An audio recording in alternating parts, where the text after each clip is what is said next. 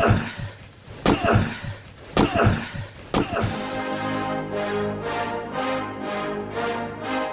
rolls out to the right, pitches off to Taylor, and Taylor's to the 20, down to the 15, down to the 10, 5, 4, 3, 2, 1. Touchdown, Billy Taylor! Touchdown, Billy Taylor! Billy Taylor scored a touchdown from 21 yards out. The crowd goes berserk. It was November 22nd, 1969. That they came to Barry, Michigan, all dressed in maize and blue. The words were said, the prayers were read, and everybody cried. But when they closed the coffin, there was someone else inside. Oh, they came to Barry, Michigan, but Michigan wasn't dead. And when the game was over, it was someone else instead. 11 Michigan Wolverines put on the gloves of gray, and as the organ played the victors, they laid Woody Hayes away. Under center is Wangler at the 45. He goes back. He's looking for a receiver. He throws downfield to Carter.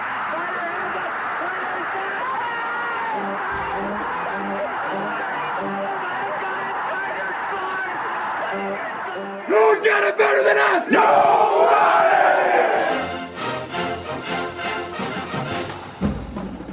Welcome to the Michigan Man Podcast on Wolverine Sports Radio, a member of the V Sporto Network, and in partnership with SB Nation's Maize and Brew, for Wolverine fans from coast to coast.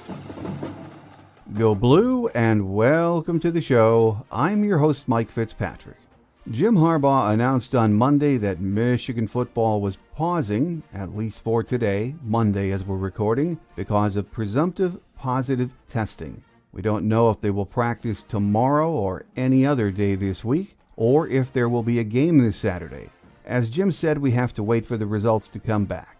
Joining us in just a minute or two will be John Borton, editor of the Wolverine Magazine.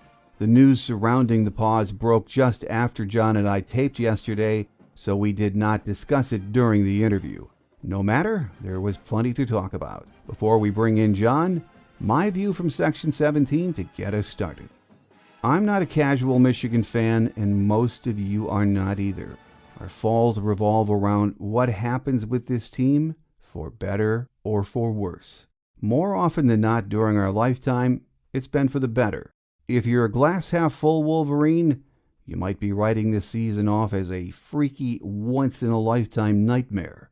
We are young, we are dealing with a lot of injuries, but we'll be back next year, better for this experience. If, however, you're a glass-half-empty Wolverine, you're thinking the program needs to be blown up. Changes need to be made, people need to be fired. At this point, I'm just not sure of anything. I have plenty of questions, very few answers. No one who covers this team can look you in the eye right now and say, if Michigan just fixes this or if they just do that, things would be different. No one knows what to think or say about what we're seeing on the field right now. Rest assured, we are in for an interesting off-season. Change will take place. What kind of change? We don't know yet. We're not even sure if we'll have a game this weekend. If we do, a young and improved Maryland team will provide the opposition. They are 2-2 right now, and I'm sure they smell blood in the water. My guest today says this Michigan defense cannot be fixed right now, and the offense is one big work in progress. Editor John Borton from the Wolverine joins us next on our Game Day segment here on the Michigan Man, so stay with us.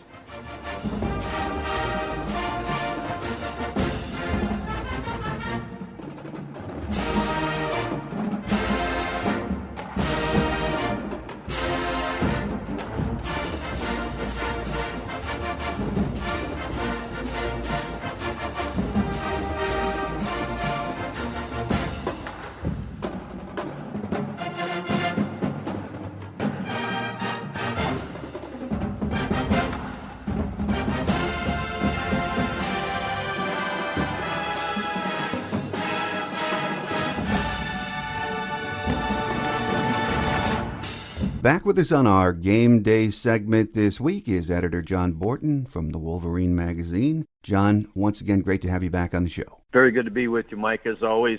Tough time for certainly one sport in Michigan's arsenal, but, basketball is getting going as well. So there's always some good news on the horizon. Yes, there's always a bright side, and basketball off to that 2-0 start right now, so that is a positive thing. But football season, the downward spiral continued on Saturday, John. 27-17 loss to Penn State. Getting really hard to watch right now for most Michigan fans, I think, on both sides of the ball. On offense Saturday, I think we entered the game thinking we maybe have something going with Cade McNamara, and then he went down, came back later in the game, and obviously he was hurt, so the offense really struggled all day, didn't they? And really, it's a double whammy from Michigan because not only did you see in the Rutgers game a week earlier the brightest spot, the gleam of light that could have turned this season not completely around because it's a bad season regardless,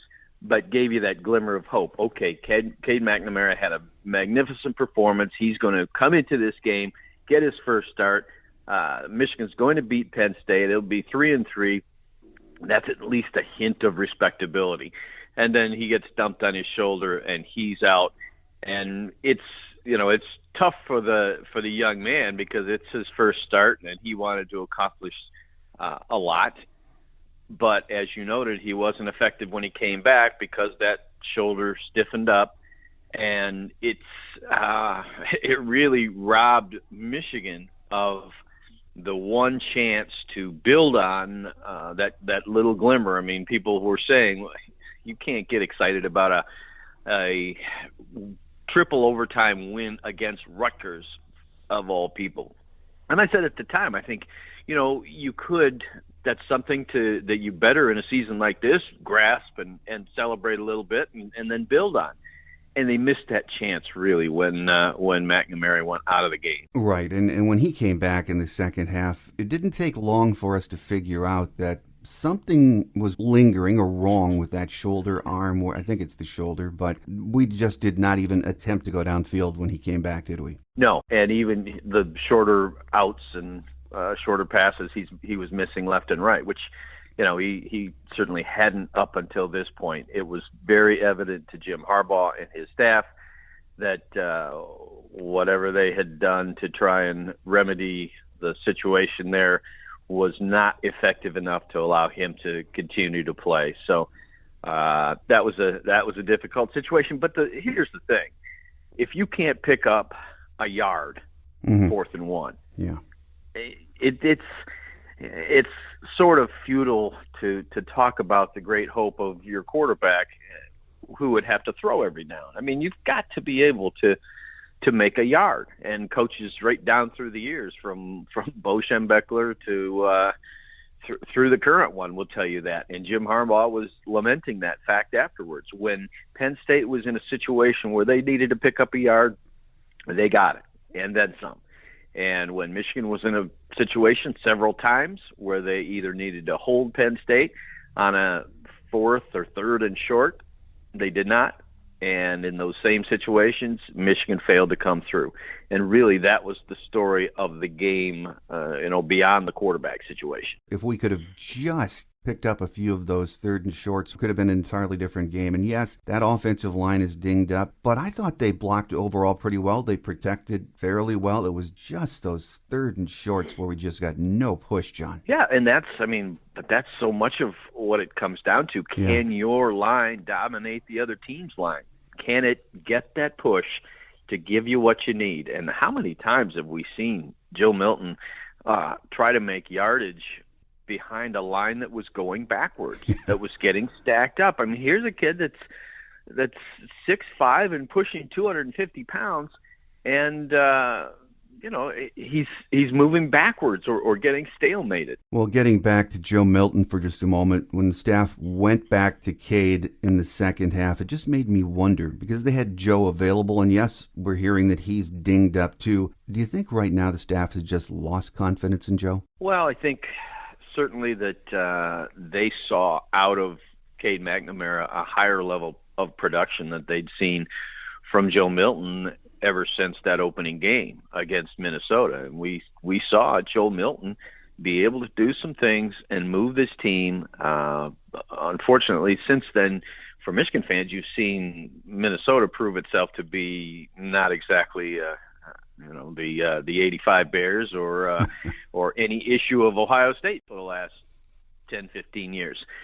So, he has struggled in connecting downfield. There have been evidences that he still.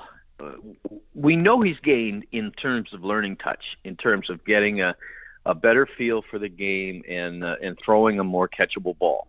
But we've also seen evidence where, that is still in process. And other things about running this offense are still in process. We saw so many of those things in the second half at Rutgers that understandably got people excited, and they thought, okay, well, here's another kid that can do it right now, while the quarterback who was the starter at the start of the season is still feeling his way, still learning some things. And then just like that, you lose McNamara, Milton's back in there, and again, you're not moving like you want to move. And for the second week in a row, John, I thought we ran the ball pretty well, though the offensive line was inconsistent, but a pretty nice job opening holes. Hassan Haskins, he looked good, he ran hard. You just like to see that kid keep getting more and more carries, don't you? Oh, there's no question about it. He's emerged as your number one guy, and there's no doubt about that. He runs the hardest, he runs the toughest.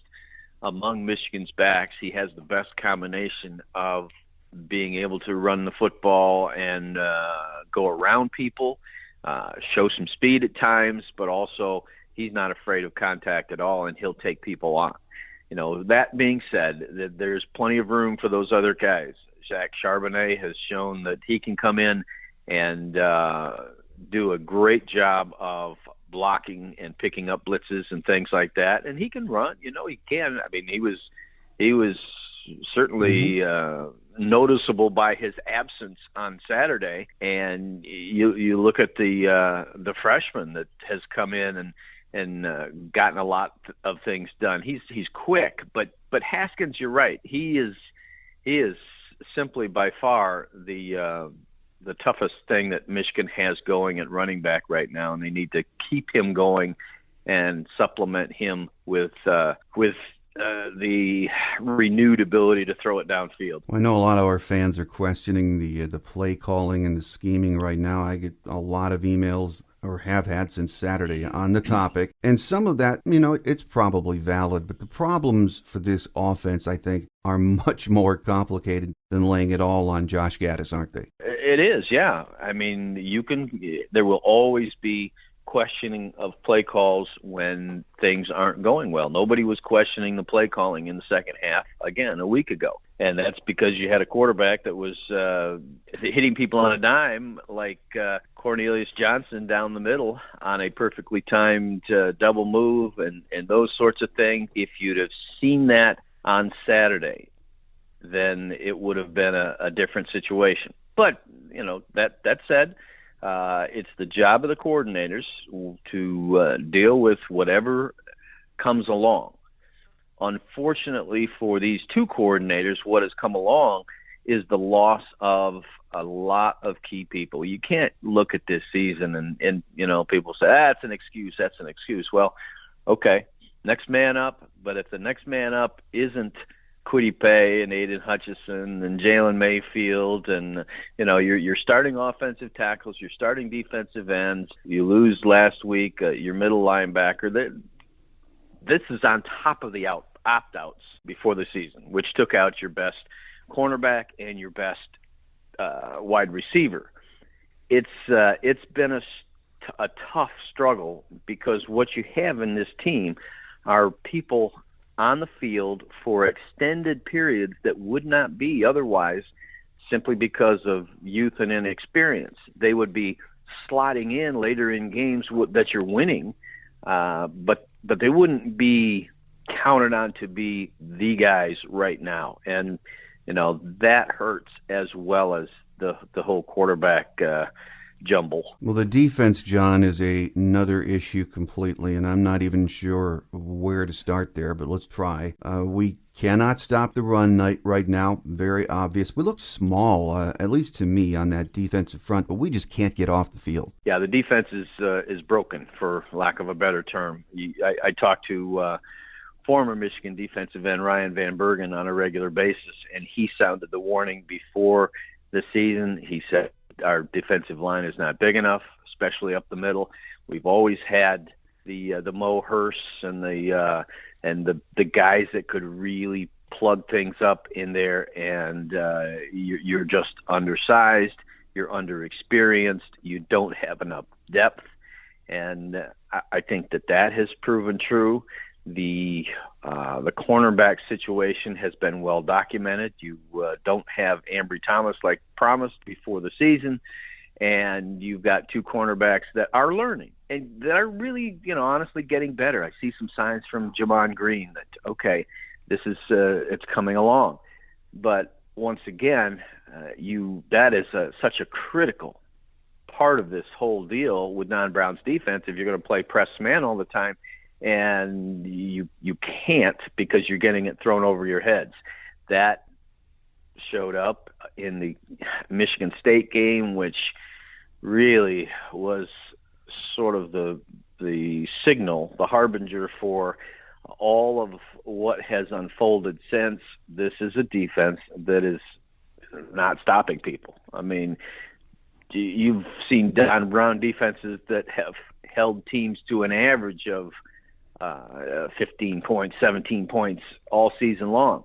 This one hasn't given up fewer than 24. And that is a direct result of the components not being able to play a defense like he likes to play it. And I would have to say the coaching not adjusting enough to what it has. It's attempted to, but it's one of those deals where you've got to find a way to slow people down, and this defense, for the most part, has not. Fairly or not, Don Brown is firmly in the crosshairs of fans. He looked completely frustrated when the cameras panned in on him on Saturday. I think we all can understand why. There just doesn't seem to be a fix right now, does there? No, and honestly, you can try to put Band-Aids on it, but right now it's an open wound that needs stitches. And those stitches would come in the form of learning the hard way, which the Michigan's cornerbacks are doing, or getting people that are bigger and better enough time, or getting them through recruiting, or doing whatever you have to do to have a higher talent level in your lineup. And you don't snap your fingers and get that done. That takes a year or a class or two coming in. It's just not there right now. It was a situation where you were already struggling somewhat on defense. We knew that because you still had, in the Michigan State game, you still had Aiden Hutchinson, you still had Kwity Paye, who thankfully for Michigan's sake returned last week. But they were still having some struggles on defense. Like I said, Michigan State exposed that. But then you compound that by seeing people go out of the lineup for long periods of time. And you just know that it's going to be a season-long struggle, and it certainly has been. Well, I was listening to you and former lineman Ryan Van Bergen on the Wolverine podcast on Sunday, and he touched on some topics I think a lot of fans have strong feelings about. It's touchy, but Ryan mentioned there might be a disconnect between the coaching staff and the team. We're not in the locker room, so as he said, we're not sure. But watching this team right now makes you wonder, doesn't it? Yes, and there's been people that have talked about the enthusiasm level of this team, others with the pushback of, look, you don't have anybody in the stands to keep guys going, but should you really need that? I think the young man from the Michigan Daily who wrote the story, who sat behind the bench and noted that Jim Harbaugh actually had to get players to get up off the bench and cheer when Roman Wilson made a circus catch in Saturday's game. I think that says something. And I think, Ryan did make a number of points about how things might be working between players and coaches, and signs that you see. Ryan's been through it. He played in the last year under Lloyd Carr and knows you think of the 2007 season alone, it started on an awful note and then got to the point where some people got healthy, the team got better, and they put down Florida in that bowl game with Tim Tebow and Urban Meyer. And then from there you go to 3 years of Rich Rod and just that misery before an 11-win season with Brady Hoke. So he's seen it all, and he is getting some flashbacks to some of the darker times under Rich Rodriguez, and that's not a comparison you would have ever thought you'd be making at all with a Jim Harbaugh team, or certainly in year 6 of him being here. But the best hope, if you're a Michigan fan, is this is 2020. It's a completely a one-off, and it's just all going to go away with the pandemic sometime next year. But I think that might be a little bit of a short-sighted view, and a lot of people are taking a real hard look at this and saying, okay, where really do we go from here? Ryan also questioned, I thought interestingly, how we are recruiting, with an emphasis on where we are recruiting, not putting up a fence in Michigan and the Midwest. But, we still put together such highly regarded recruiting classes under Jim the last 5 years, another one on the way. Do you think we have to reevaluate where we are getting the kids from, John, based on geography? Well, you have to maintain a very, very strong base in Michigan.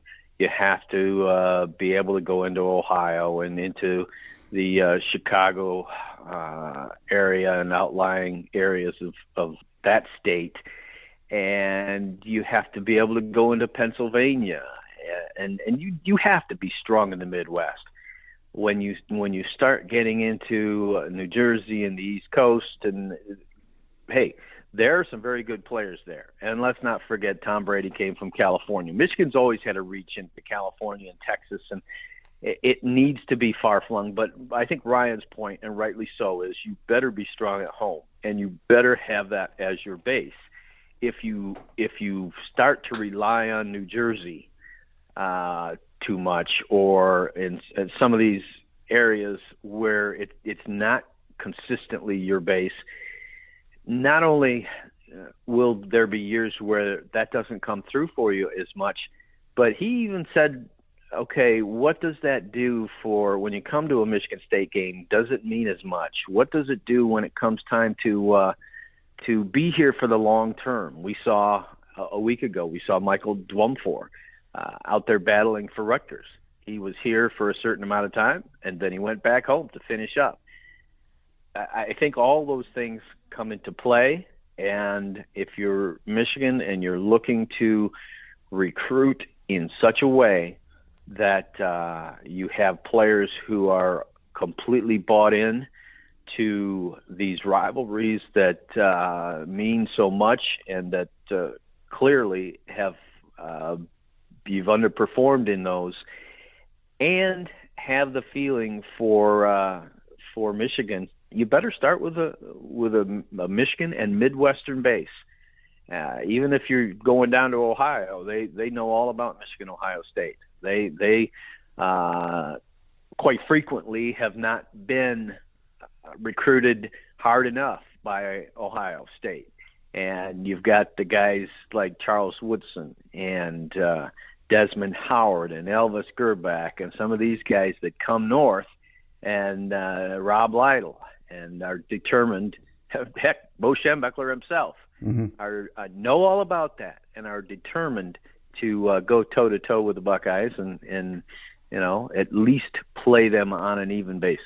Well, another thing you and Ryan Van Bergen talked about was the academic question. Michigan standards have always been high academically, as Ryan said, and in the past, we still competed at a very high level. Notre Dame is doing it right now, so nothing has really changed from that aspect, has it, John? No, you still have places where people don't have to quote-unquote play school, and you have other places that definitely are a little bit underhanded in terms of the way they procure players, and Michigan can't and won't do the egregious things that are done in some places, but I always dial it back to the 1990s. Michigan came into those Ohio State games with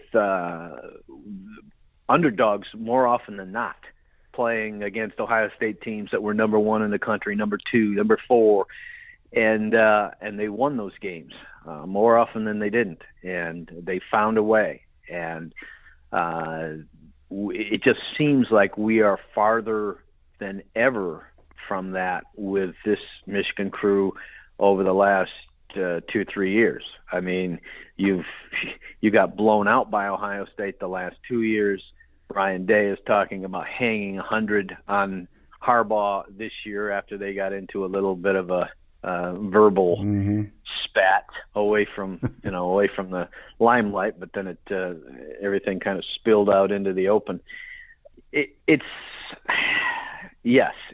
never going to be easy, and it's never going to be a simple thing to try to run a program with great integrity and have real students and not buy football players and do things that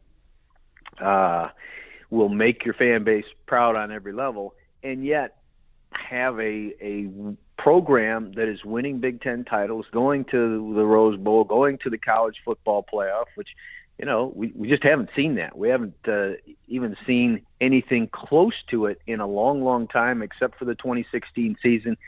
I do wonder, how things would have been different if they'd have had that breakthrough, gotten one more play or one more call to win that game down at Ohio State that year. They did not, and you're still looking for the breakthrough. Well, the word I hear used a lot in sports today is culture, and sometimes it bugs me because I'm not sure what it means. But Urban Meyer on Saturday said the culture is bad at Michigan, and it's time to blow things up. And he said he didn't mean fire the coach. He said that a couple of times, but everything surrounding the program needs to be examined. Do you think he has a point? Well, I think Jim Harbaugh himself said that he got to the point where he said that we've got to take a look at everything that we're doing, how we're coaching, how we're, how the players are playing, how they're responding. I think I understand what people that are talking about culture are talking about. You never had to question at all what the culture of Michigan football was when, say, Bo Schembechler was in charge. He ran the show. It was going to be a tough, disciplined team at all times. Nothing else would be tolerated. They were going to do what they chose to do really, really well. You could question, okay, well, they don't throw enough. Well, they're not this, they're not that.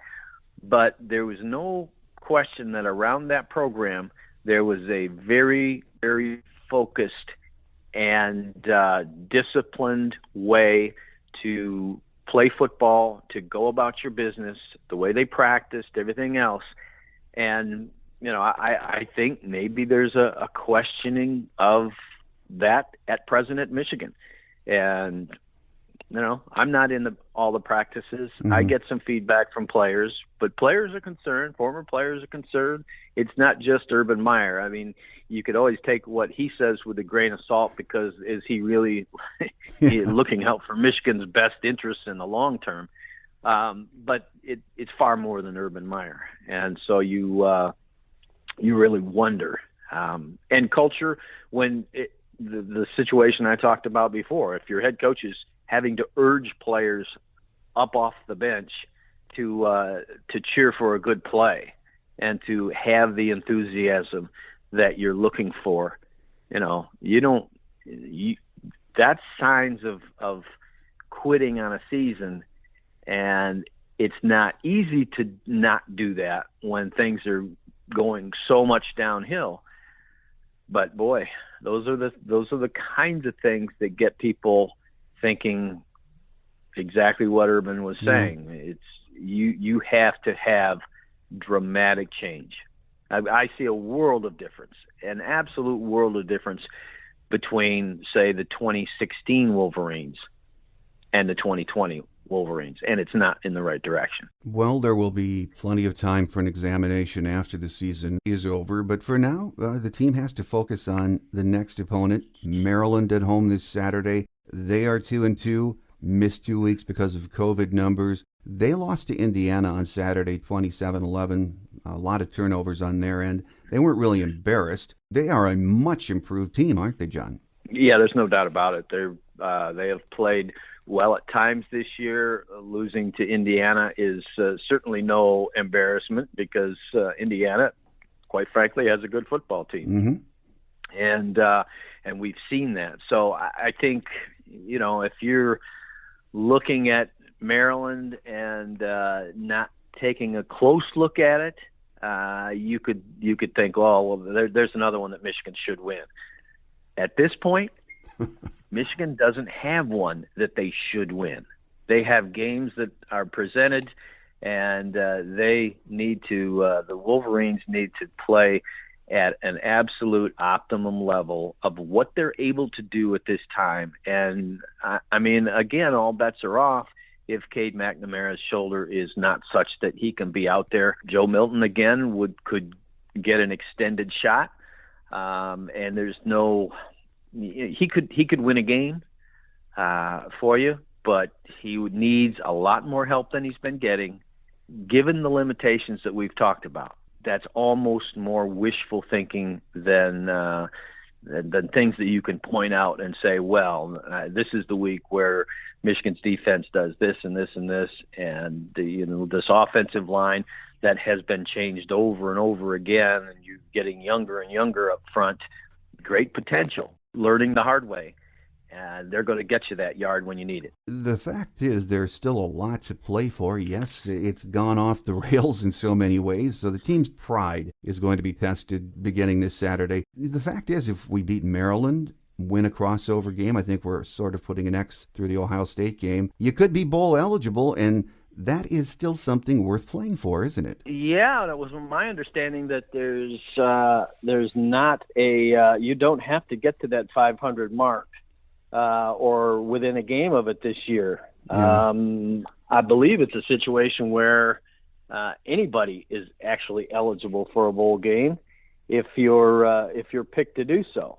That in itself is a dicey question because if the other eventuality comes about, you lose to Maryland, you lose to Ohio State, you lose a crossover game, there are a whole lot of people that would just like to say, okay, that's it. Let's think about 2021.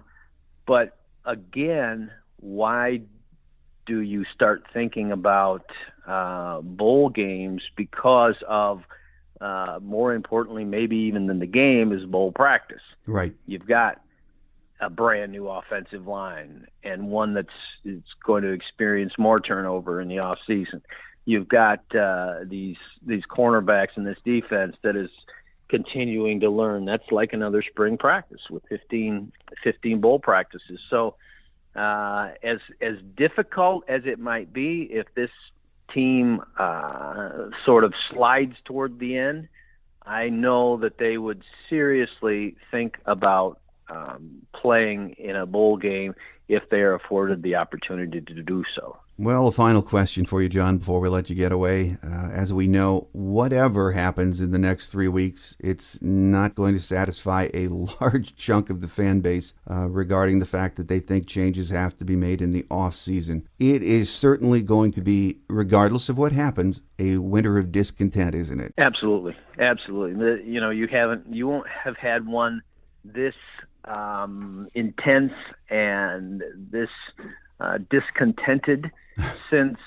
probably those Rich Rod years.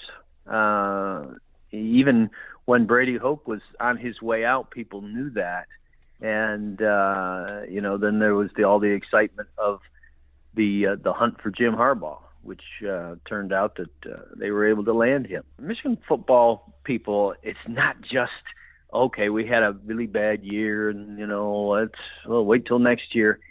It's this growing snowball that is continuing to roll downhill that people expected to be stopped with Jim Harbaugh. He was going to set everything to right. All the things that had gone wrong with Rich Rodriguez and then ultimately with Brady Hoke after some promising opening season. it was all going to be righted, and Michigan would be back to winning Big Ten championships. Michigan would be certainly in the national playoffs, and obviously there were people at the time saying Jim Harbaugh, sooner rather than later, is going to win a national championship. That looks farther away than ever. And so, yeah, it's big picture as much as it is this season. Here with us on our Game Day segment this week has been editor John Borton from the Wolverine Magazine. John, always a pleasure having you on the show. We know there's going to be a lot to talk about in the coming weeks and months, so we look forward to that next visit. I look forward to it as well, Mike, and I hope that there is better results to talk about next time around.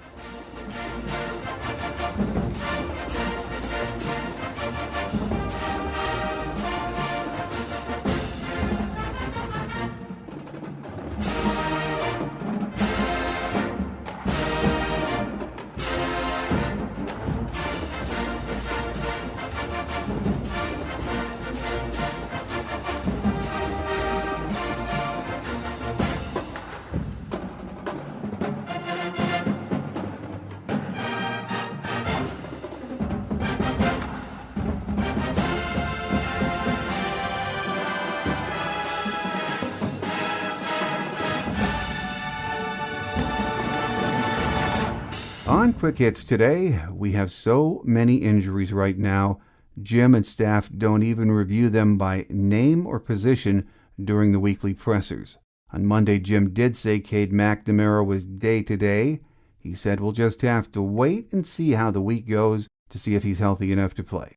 On our Visitors Edition this week, my scheduled guest is Maryland beat writer Wes Brown. He's from SB Nation's Testudo Times. That's a site that covers Maryland athletics. That's if the game is still on. No one is quite sure what is going to happen until we get those test results back at some point this week. So we'll play it by ear, but we do hope to be back Thursday with the show. At that time, we'll update you on Cade McNamara and any other injury news that is made available. We only have 3 weeks of football season left, maybe. So in the coming weeks, we'll also begin turning our attention to Michigan hoops and hockey and other winter sports, both hockey and basketball off to very good starts so far. So that does it for now. I'm your host, Mike Fitzpatrick. Thanks for joining me, and please tell your Michigan family and friends about the show. Have a great Wolverine week, everyone. Until Thursday, take care, and as always, go blue.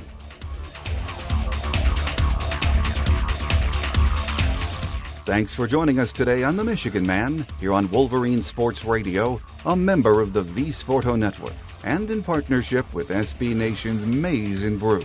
Our listener lines are open 24/7 for your calls at 313-263-4842. That's 313-263-4842.